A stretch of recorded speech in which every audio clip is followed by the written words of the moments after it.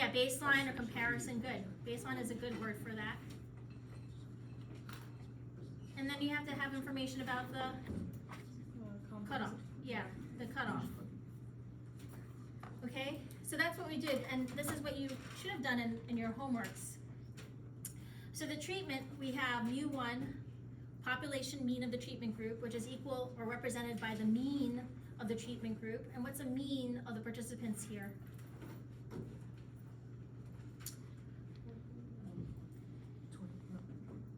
Mean of the mean score of the participants? 149, right? So we're looking at the average age of females to reach puberty, 149.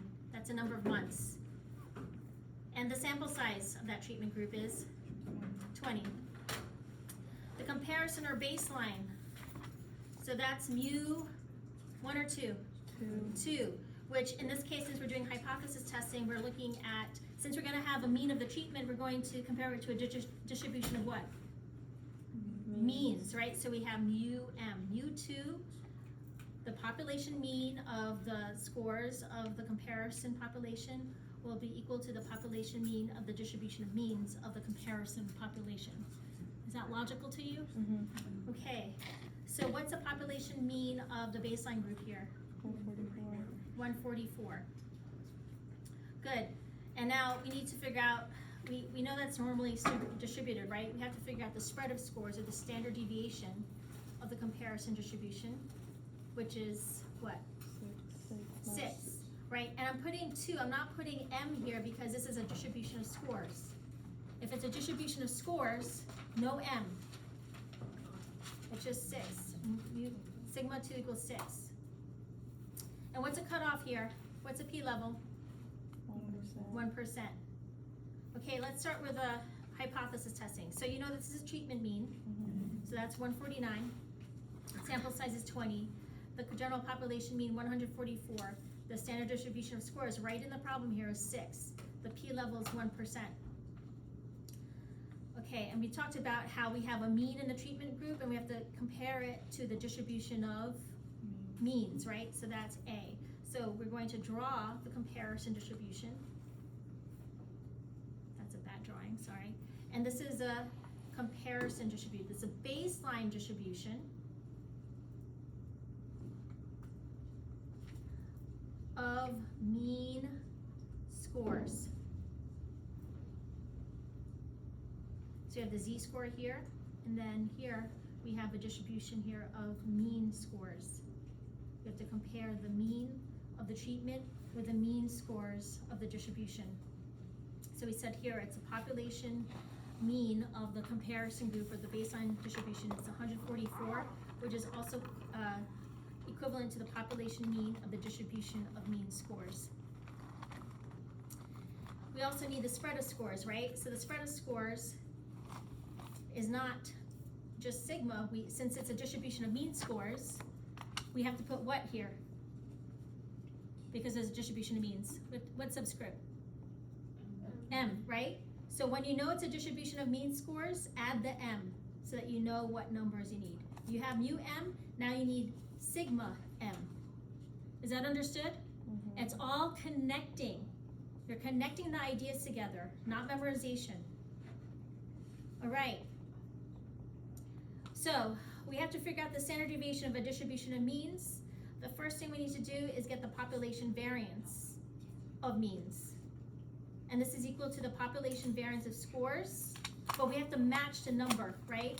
We have to make sure that these means all have a sample size of 20. So we're going to divide 20 here, or we're going to put n here. So sigma squared n as in number. And let's put in let's insert the numbers here. So what's the standard deviation of scores? 6. To get the variance, what do we have to do? Square it. So 6 squared. Everybody clear? Mm-hmm. And to divide by the sample size? 20. So this is 36 divided by 20. And then when we do the math here, that should be 1.8.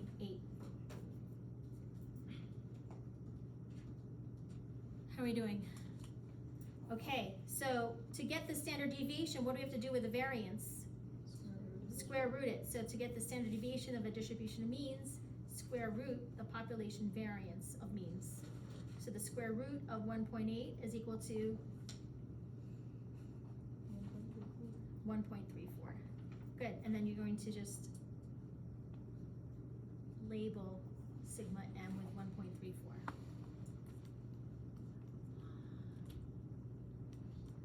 Okay, so we go from treatment information to baseline information to cutoff. We know that we have to compare that mean of the treatment group to comparison distribution of mean scores with the sample sizes of 20, right? So we have mu m, this is a mean of the comparison distribution, it's 144. The standard deviation of a distribution of means, we don't have it, we just have the standard deviation of a distribution of scores, right? So that we have to convert the standard deviation of a distribution of scores to a standard deviation of a distribution of means. So 6 squared over 20 is 1.8, and you're going to square root 1.8 to get 1.34. Okay, so after we do that, we're done. We have the mean, we have the standard deviation, and we have the shape, it's normal. Now we have to draw the cutoff. We have to figure out how far away should that sample be. So to get the cutoff, we need to figure out the research hypothesis and the null hypothesis. So based on the hypothesis statement here, is it one-tailed or two-tailed? Two-tailed, right? Because we want a significant effect here. We don't know if it's going to be higher or lower. We're going to look at both. And then if that's not equal, then mu1 is equal to mu2. So if we know it's two-tailed, we just automatically put two tails here.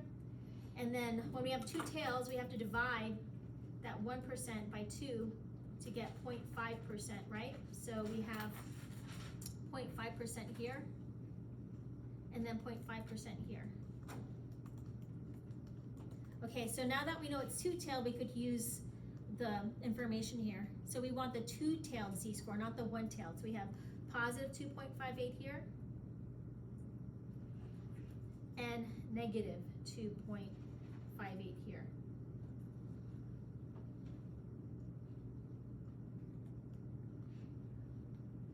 Okay, so that's a cutoff. What do we do next after the cutoff? What do we have to do? Z-score, exactly. So that's the next part of the, what's the next part of the problem here? We have to get the z-score. That's a number 5. So z, remember the very first equation is z that we learned is a difference between a score and another score, the mean of the data set, divided by the standard deviation. That's the very first equation we learned. We're using the same equation, no difference. But now we have to get the difference between a score, which is actually the mean here, that's a treatment mean, minus the baseline distribution, mu m, over the standard deviation of the distribution of means. Okay, we're just converting it to the context that we're using in this scenario. So now, since we have the z-score, let's figure out the mean of that treatment. What's the mean of the treatment? 149. Yeah, 149, and then what's the mean of the comparison distribution? 144, just look at your diagram, and then the standard deviation, 134. Just use your diagram because we put a lot of effort to making sure that those numbers are right. So that's, No problem. It's 1.34. oh, 1.34, thank you. 1.34. So we have 5 over 1.34, and this is equal to 3.73. Got it? All right, so 3.73, now I have to figure out what 3.73 is, and that's positive, by the way, on our diagram. And this is the way you should talk at home too, right? You have your treatment, you're comparing that with your baseline. What is it? It's a distribution of mean scores. So now you have mu m and sigma m. And then you have to figure out sigma m, and then you have to figure out the z-score. So 3.73 is here, z-score is equal to positive 3.73. Now based on the location of that z-score compared to the cutoff, we can draw our conclusions. Is it significant or no? Yes. Yes, so it's significant. Are we going to keep the null hypothesis or reject it? Reject. Very good. And what's the probability of this score happening in the baseline population? Is it high or low? Okay, so high. You're saying that it's a very high probability that we will be getting this score. So remember, this is going back to chapter 2. Over here, it's like 50%, right? So here we have 34%. Here we have 14%. It goes lower. And then here we have 2%. As you go farther and farther away from the mean, what's the likelihood of that happening? Yeah. Can you connect that? Because that is a really important concept, but so many students get that wrong because you're not connecting this different score. This is a probability score, not a raw score, not a mean score. It's probability. The likelihood. What's the likelihood of striking a lottery, of winning a lottery? Very low, and that's really exciting, right? Just like this. If it's significant, we're excited because now we know that the COVID vaccine actually has an impact, a significant impact on our females here. So the probability that this is happening in our baseline population is so low. So we're gonna keep that 1%. It's so low, it's lower than 1%. That's what makes it significant. And then now we could publish. We could say, yes, COVID vaccine has an impact, has a significant impact on female reproduction, reproductive development.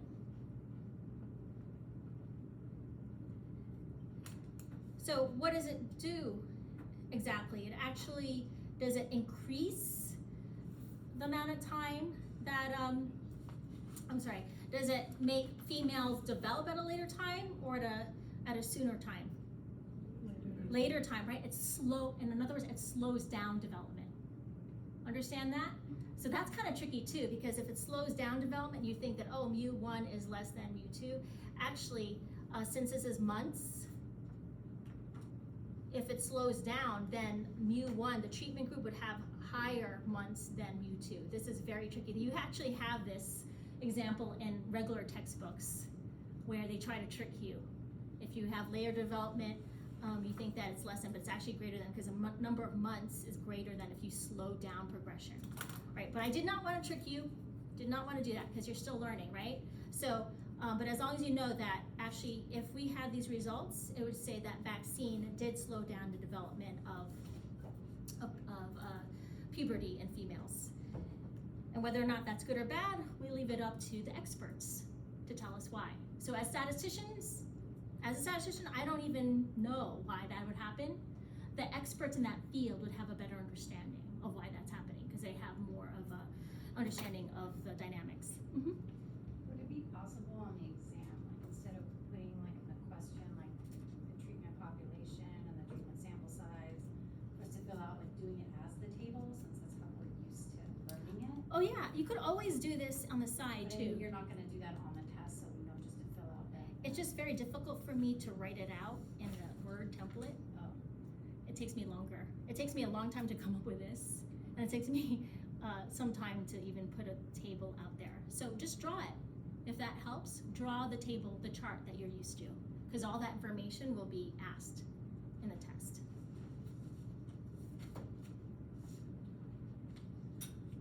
Okay, so just keep on practicing here. How are we doing?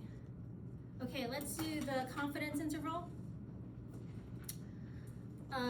So we want to know what would be the 99% confidence interval of reproductive age of females in the population who received the vaccine. So we know we have to draw the distribution. Is that the comparison population or the treatment population? Okay, so this is a treatment population distribution. And because we had a mean score before, we're gonna have a mean score again, because the mean score of the treatment group was 149, and they represent, again, mu1, which represents mu m, because of the central limit theorem. Everybody go to that, the central limit theorem, okay? So mu one is equal to mu m of mean scores.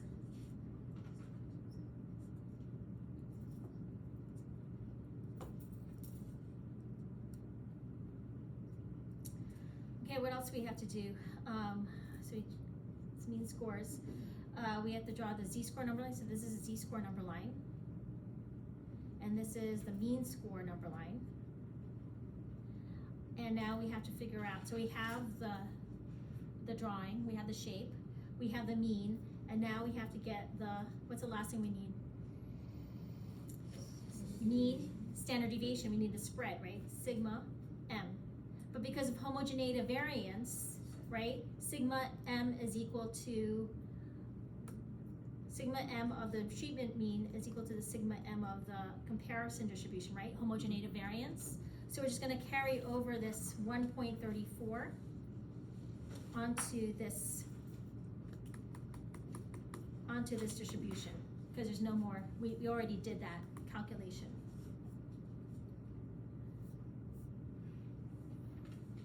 Okay, it looks like I need more room, so let me just get another piece of paper here.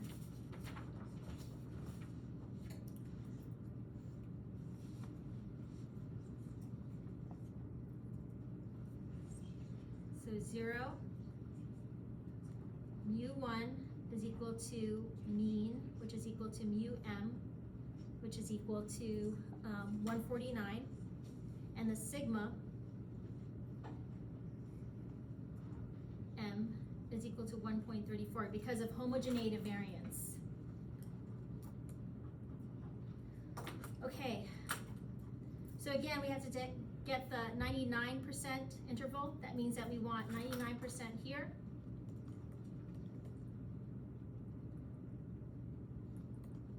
The middle 99%, and what's in the ends here to make 100%? 0.5, good. 0.5% here and 0.5% here.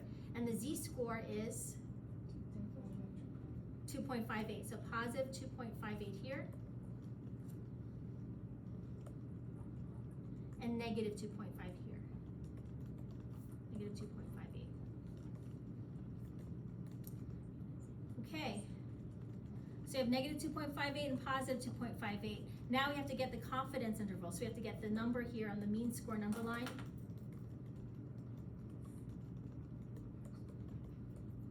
Everybody with me so far? Okay, so how do we get the mean score? Remember, we could get the score to the z, 2%, and back. Here we get the mean. So go back to our z-score that we have been using over and over again. Z is equal to the mean minus mu m over sigma m. Let's convert this. Let's isolate mean. M is equal to z times sigma m plus mu m. Does everybody understand how to get this? Okay, we're just trying to solve for the mean score. So here, we'd use it. So mean is equal to z times sigma m plus mu m. And again here, mean is equal to z times sigma m plus mu m. Now let's put in the numbers here. Negative 2.58, what's the standard deviation? 1.34. And the mean? 149 here. And here it's, the mean is equal to positive 2.58 times 1.34 plus 149. Okay, so then we would do the math here, negative 3.46 plus 149, and that's equal to 145.54. And here we have positive 3.46 plus 149, and this is equal to 152.46. So if we were to give this confidence interval to the general public, right, who don't understand what we're doing here, we could say that 99% of who? Dr. Ullman, real quick, you said 152. Oh, sorry, 152, thank you. it's 46, right? Sorry about that. 152.46. Any other mistakes? We're good? Okay.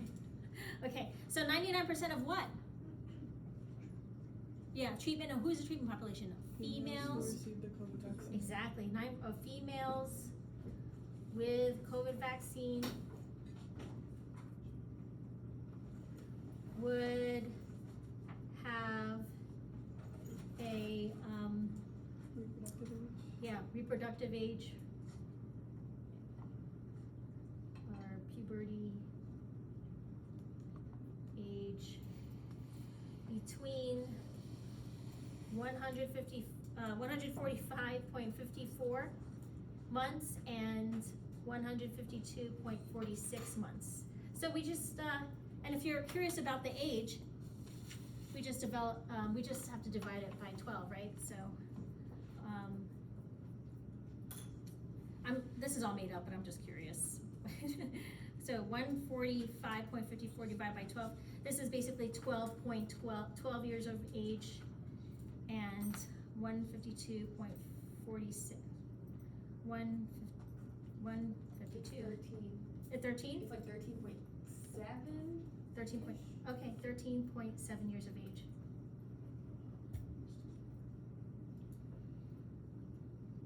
Okay.